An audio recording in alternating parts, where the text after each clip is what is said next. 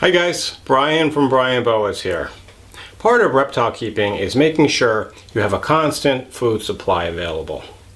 One question that comes up a lot is, should you breed your own feeder rodents? Today I'm going to explore some of the pros and cons of breeding your own feeder rodents, and I'm going to discuss my own feeder rodent breeding techniques. I'm even going to share some proven secrets that you can use to increase your production of feeder rodents, so be sure to stay tuned for that. The first question you have to ask yourself is, should you breed feeder rodents? Does it make sense for you given your resources and the cost of doing this? And so a lot of people automatically assume that they're going to save a lot of money breeding feeder rodents. And when you've seen the prices that rodents have gone up from the commercial suppliers over the last few years, it's certainly understandable. But I can tell you that in most cases, you're not going to save a lot of money, if you save any money at all, breeding your own feeder rodents.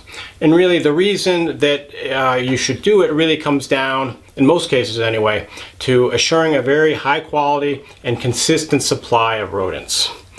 And so for me, I don't really breed a whole lot. Most of my collection I feed from commercially available rodents.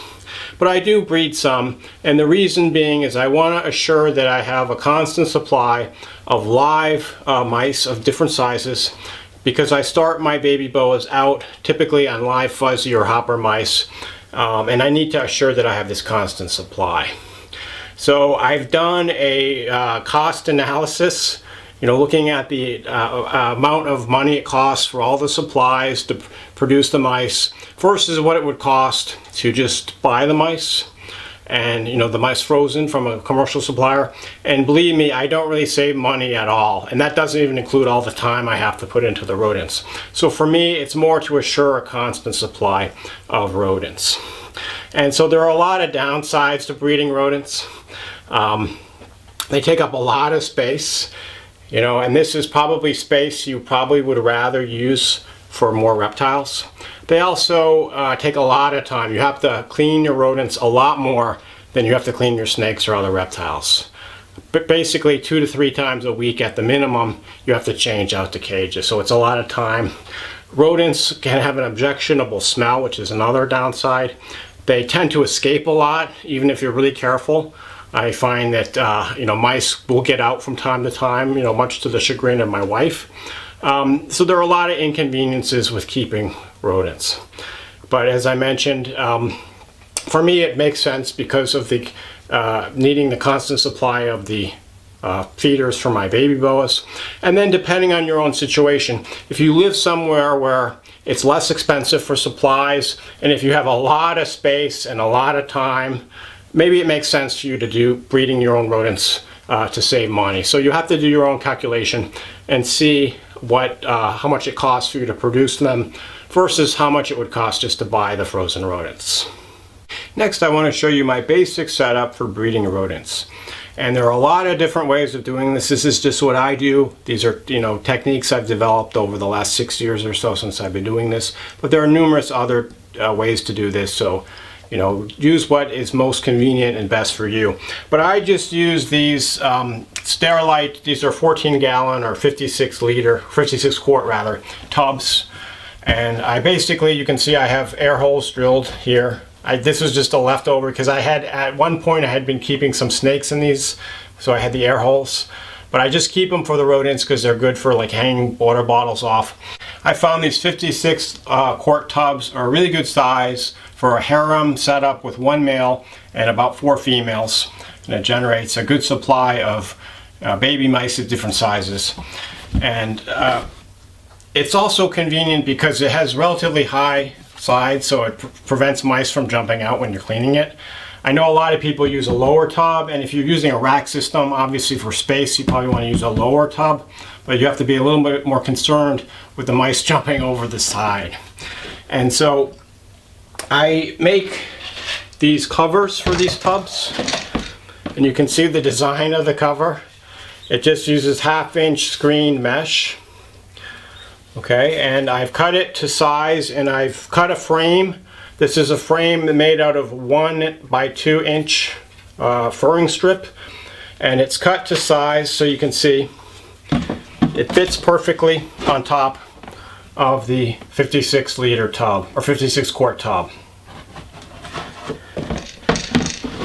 The other thing you'll notice is this feeding hopper. So basically I've cut wire mesh and kind of sewn it together using wire. And basically it's to hold the food so the mice can't access the food or, you know, soil the food, but they can bite the food out through the little holes. When I first started doing this, I just put food in little dishes, but I found the mice would urinate on the food, and almost a lot of the food was being wasted. Like more than half the food was just getting peed on and it was just getting wasted. So using these feeding hoppers, you can put the food in there. The mice will access it through the little holes, and there's a lot less that goes to waste. You can see I cut a hole in this lid here to put the feeding hopper. I'm not going to explicitly go through how to make this, but you know, if you can see the design of it, basically you're just cutting wire mesh to size and kind of sewing it together. So it should be pretty easy for you to figure out. And there's some websites that tell you how to do this if you need more information. So that's the cage itself. And then as far as a substrate, I just use newspaper. I know a lot of people use shavings of different types. The newspaper I get for free. It's easy to change. The mice seem to like it. They shred it up and use it for bedding. So I don't use any kind of wood shavings. Then I just use cardboard boxes, little food containers of different sizes that the mice hide in. I use a lot of these tubes, paper towel tubes, toilet paper rolls, like this one. My kids go through like a roll of paper or a roll of toilet paper almost every day, so I got lots of these around. And the mice like to hide in these. They also chew on them. And basically I'm changing the boxes and tubes about once a week. They don't last that long, but I've got a huge supply of these constantly, you know, constant supply of them, so I can get plenty of them. And then finally the water bottle. I just use basic water bottle I get at the pet store. I drill a little hole in the side, and I actually use the little wire that comes with the water bottle to mount to the side. And I'll show you in a sec with an actual cage because I don't have a hole drilled in this one. These water bottles, they're not the most dependable. You know, they don't last all that long, maybe a couple years. Sometimes they leak, you gotta watch them. I know some people have these automated watering systems that are more elaborate. You know, if you're going to do a lot of rodents, you can look into that. For me, I don't do a whole lot of rodents, so the water bottles work fine. And so I should mention that I don't breed rats at this point, just the mice. And I have anywhere from 3 to 6 of these tubs going at any given time. When I'm gearing up for the baby breeding or baby birthing season, I usually up the production because I'm going to need a lot of baby rodents to feed to my baby boas. So I'll have like 6 tubs going. But the rest of the year I only have like 3 tubs going. So here's one of my tub setups. So you can see the feeding hopper, you can see the water bottle, and I basically melted a hole in the side here for these for the nozzle of the water bottle. And then you can see I used the little holes I melted in the top to attach the water bottle on. And it seems to work pretty well. It's a little bit fiddly to get out. You have to do this maneuver like this to get it back in, and I don't know if I can do this with one hand. Well, there you go. Okay. The feeding hopper, you can see this little mouse climbing up. It's really important to make sure this stays because they can escape. And I've had mice escape before, but as long as you know that there's a pretty good seal, the mouse can't get out. So they climb up the feeding hopper, they eat the food, they hide in the little tubes, and they go in the boxes. And like I said, I typically will set up a harem with a male, 4 females. Typically, they'll have about 1 litter per female per month. And the litters is anywhere from maybe 8 to about, 14 babies or so. You can see I have a little piece of tape here. I wrote the date. So I put the date when I set up each new colony. Because the colonies really only produce at good level for about 6 months or so. And then when they reach that age, the females get like really fatty. They look like they're pregnant, but they're just really fat, and they don't really produce many babies. And they often stop taking care of the babies. You'll see like dead babies in there. So when they reach about 6 months, they're retired, and typically I feed the adults to some of my larger boas. You can see this one is March 5th. So these guys, their time is, you know, approaching. What I'll do is I'll raise up, or I'll grow up some of the babies to adulthood, and then I'll set up new colonies. And I'm constantly setting up new tubs with fresh breeders, you know, as the old ones are retired. So now I'll show you inside of the tub, show you some of these mice and give you some good pointers. So there's some of my breeders. So there's the female. She looks pregnant, although she might just be kind of getting fat because as they get older, they kind of get like that. There's, looks like just one baby. Not sure what happened. I think that's the only baby in there, and I haven't harvested them lately. So sometimes they have litters and a lot of them die. The females eat the babies. Like I said, these guys are getting kind of on the older side. And then I have some, you can see some of the young that are a few weeks old in here. Okay, there's some young babies, or not young, not babies. These are kind of sub-adults, you know, hopper size.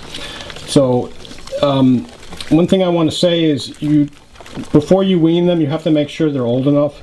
And these guys are a little bit too small. You want them to be at least half to 2/3 the size of the adults before they're weaned.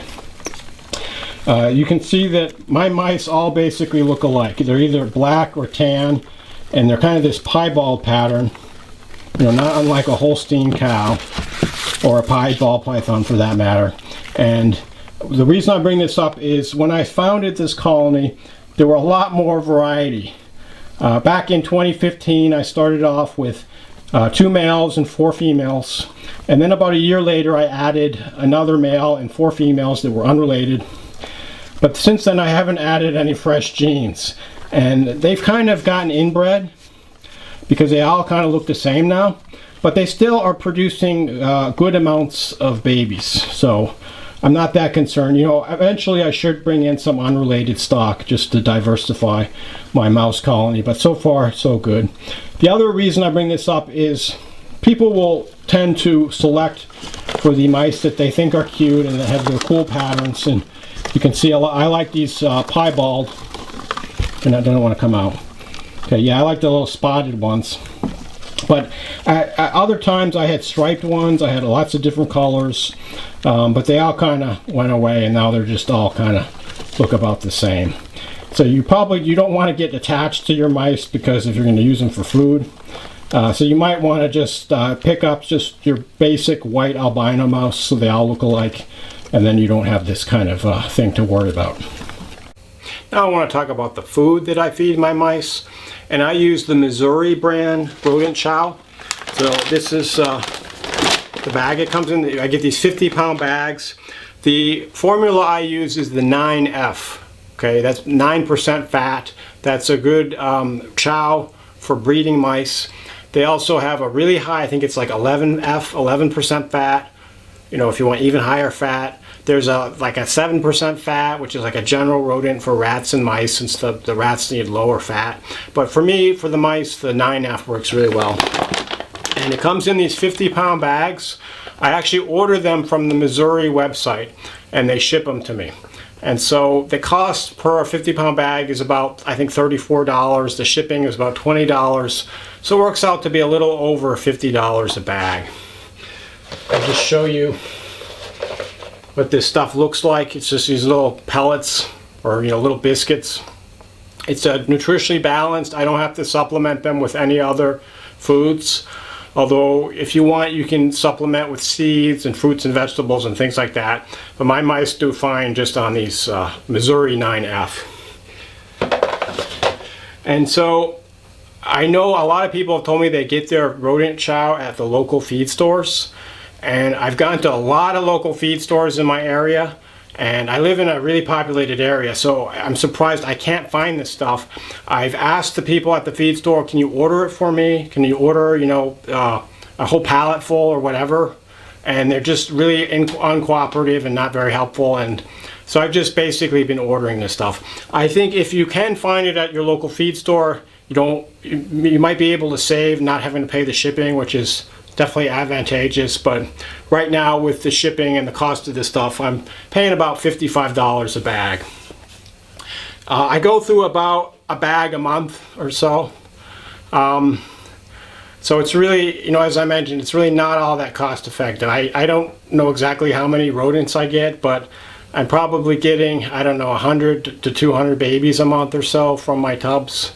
So you can do the math. I really haven't kept that close of a tabs on it. I just basically feed them, harvest the babies from my snakes. And then, if I do have baby mice which have reached, maturity, I take them out. I'll either set up new colonies with these babies that have grown up, or in some cases, if I have extra, I'll feed the adult mice to, my sub-adult boas. So this is a bag which is actually empty at this point. And one thing that I want to point out is that when you reach an empty bag, there's still a lot of this dust. And this is basically just, the pellets break up and the dust breaks off. I don't know exactly how much, but it looks like about 10% of the pellets just become dust. To me, that's really annoying because I can't feed this to my mice. But if you have insect-eating reptiles that eat crickets or cockroaches, I've heard that this is great for feeding to your feeder insects. So you might want to save it, feed it to the feeder insects, make it a little more efficient. The other thing I wanted to mention, you saw the feeding hoppers I built to try to save food. But I found that even with those hoppers, there's still a considerable amount of wastage. So basically the mice pull the little pieces out of the hopper and it makes dust, and then the dust settles on the bottom and it doesn't get eaten. So every time I'm cleaning out the cages, there's a lot of the dust, which was once these pellets, that the mice eat. And it's kind of annoying. I don't know exactly how much, but I would estimate about 1/3 of it goes into the dust. So in a 50-pound bag, you're getting maybe 35 pounds that is getting eaten by the mice. Not sure there's anything we can do about this, but I wish it was just a little more efficient. So that was my 2 cents on breeding your own feeder rodents. And depending on your situation, you'll have to figure out whether it makes sense financially and given your time and resources to breed your own rodents, or if you're able to get them from a dependable commercial source. Whatever you do, I wish you the best of luck, and let me know if you have any secrets you want to share with me and the rest of the viewers of these videos in the comments below. Anyway, I hope you enjoyed the video. As always, feel free to reach out to me with any questions or comments. Thanks for watching, and enjoy your boas.